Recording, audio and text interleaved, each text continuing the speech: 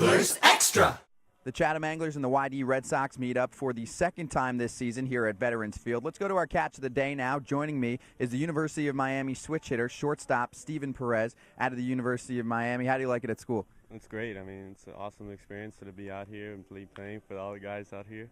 I enjoy it and I love playing for the University of Miami. You know, I go to school there too, right? So you do. I heard it's a great school and it's a wonderful place to be at. So far this season, stolen bases is a thing that you guys were able to do a lot at the University of Miami as a team, and you stole 20-plus stolen bags at school. What about here, though? What are some differences stealing bags here in the Cape League? Definitely like the way the field is. Like, it's a lot sandier here, and it's a lot tougher with pitchers around. There's a lot more fastballs around here. Roberto likes to be a little more patient also. I mean, that's about it. I mean, the field's a little more harder, I would say. What is Roberto Saenz, third base coach for the Chatham Anglers? What does he tell you? Do you get the green light right away, or is it during a certain time that you're able to steal a base? About a certain time. If we have anything picked up with the pitcher or anything like that, he'll let us go. So pretty much that's about it. Stephen Perez at the University of Miami. So the last 5 games you've been hitting the baseball better. Have you made any recent adjustments? Oh, definitely. I mean, compared to the season to now, I mean, I feel a lot better, a lot more mature in my swing and stuff like that. And you're a switch hitter. How has that been for you here?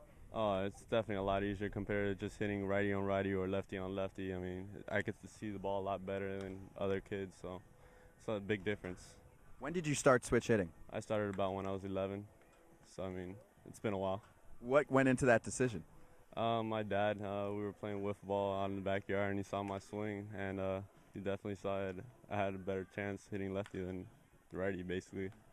Now, what's the difference then between being a lefty and being a righty at the plate? Is there any difference between the pitchers you face, or are you going to see certain pitchers from one side of the plate compared to another? Kind of break down being a lefty batter and then being a righty batter. I mean, lefty, you're going to pick up the curveball and off-speed pitches a lot better from a right-hander pitcher, and then from a left-handed pitcher, you'd pick up the curveball, and same thing from the right-hand side. You're just able to see the ball a lot better. That's about it.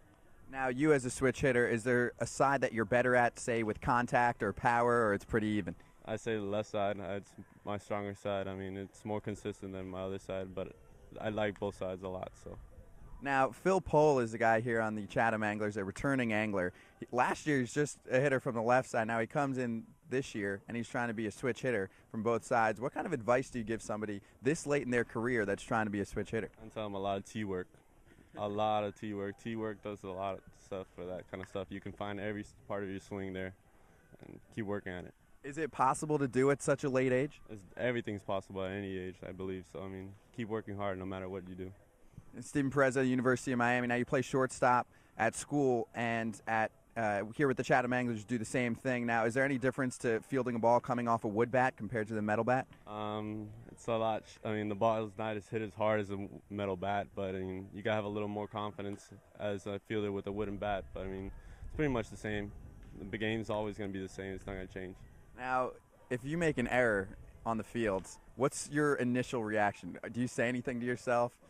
I have this one thing that one of my good friends had told me, that I look into the crowd, and this is the only time I look at the crowd, and let them know that this is the only time I'm ever gonna make another error again. Now, going then the second time around, is there ever anything mental that affects you after you make an error? No, I mean, that's what I'm basically out here for, to work on my mental side. That's one of the biggest things I wanted to work on this summer, was my mental side, to see if I can become stronger and be more positive the way I am. Now, you've made some, on the other end, some outstanding plays, and some plays that some players probably can't make at the shortstop position.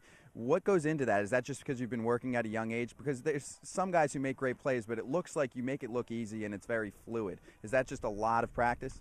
Yeah, definitely. It's a lot of hard work and just a lot of hard work. Basically, that's all it is. I mean, and being smart baseball. That's all it is. Stephen Perez in the majors. Who are you most like? Jimmy Rollins. Why? Because he's a switch hitter. He's a small guy, not too big. He's got all the tools. I mean, and you can tell he's always having fun out there. So that's one of the biggest things I love about him. Is there anybody else that you watch on a consistent basis in the majors and try to model your game after? Another one is Jeter, because he's a captain and a leader. I love those type of players. Anybody who's positive, I love about themselves. Now, you were drafted out of high school by the Cincinnati Reds. What went into that decision? I was mostly a school guy, no matter what was going to happen with me. I wasn't ready to go into the draft. So I wanted to work on a lot of things in college. So, I mean, I'm here working on them right now. So we'll see how it goes. And you're going into your sophomore season at the University of Miami. You guys have a lot of switch hitters, don't you think? We do. A lot of switch hitters. So you can't beat us from the left or right side. So that's a great thing about us. And what about Miami's identity as a team, especially hitting-wise? Our identity is great. I mean, we're going to be big this year, upcoming too. I mean, I don't think we're slowing down at all, even though we're missing a couple guys. I mean, I still think we're going to have a great year this year coming up.